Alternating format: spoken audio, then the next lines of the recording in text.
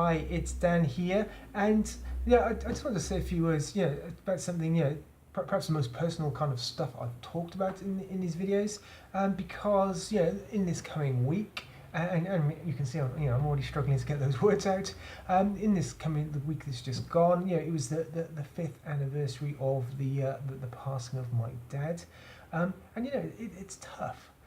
When we lose someone that we love very much, when they're no longer part of our lives, when there are those kind of reminders, certain things, whether it's certain songs, certain events, certain things get mentioned that we associate with them, and it brings back some of that kind of that mix, if you like, of pain, the pain and the kind of sadness, but also I like to think an element of kind of happiness and joy that that those times were there.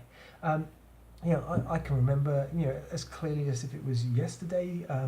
Those kind of final days there in the hospital. When he was kind of slowly kind of fading from us. And if I spend too long thinking back on those, it upsets me. It could bring me to tears. Yet certainly, I try to deliberately remember some of the other times, the stuff that went on before that, the good times, the happy times. I mean, it's particularly in my mind at the moment because, one of the things that me and my dad would, regularly talk about is, when Wales played in the rugby, we went to a few games, we would sit and watch them on telly together, and, when we didn't live together, then, it was one of the main topics of conversation if they played. And yes, so when Wales do play, it always brings, that kind of bittersweet kind of element to it all, if you like. And really, I just wanted to say, because I think that often people think that they should, they should get over stuff. They shouldn't kind of have any emotion about people that have passed. And I think it's okay. It's okay to have those kind of emotions. It's okay to miss people who are part of our lives, particularly when we're reminded or key dates or those kind of things. And as long as it's not something that that's kind of taken over our lives. I mean, certainly in the kind of days, weeks, and so on, following the loss of a loved one, it can kind of take over your kind of mental and physical well-being. But if you're functioning okay and time has passed, it's still okay to have that kind of emotion. To remember happy times and feel happy. To remember some of the elements and potentially feel that kind of that loss or that sadness, that kind of that kind of like sink inside when you think back to those moments. Certainly, like I say, I deliberately keep in my mind that that last kind of week or so when we were at the hospital and until he did pass, that's only a small element of many years of his life. Obviously large parts of it I wasn't there, but there are thousands of memories, millions, no, well not. Thousands of moments, shall we say, of being part of his life. Just of when mundane things, having a cup of tea, standing outside shops waiting for people, all those kind of things that a son and his father do. And there are lots of other memories, so particularly, I can remember lots of lovely moments.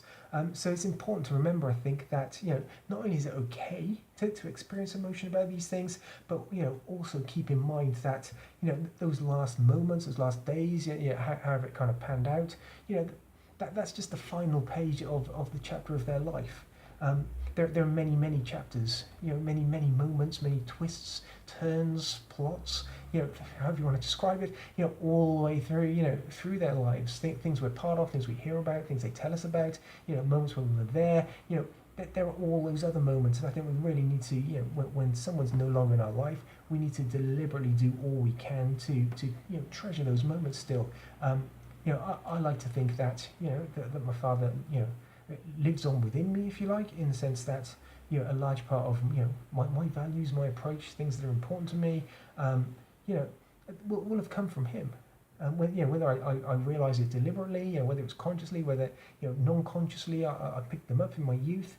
So I like to think that in my life, I can kind of honour him. Hopefully, he would be proud, and so it's not like he's totally gone.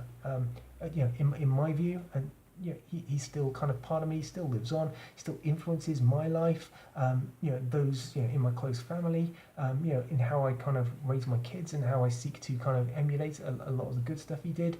So, I take some comfort from that.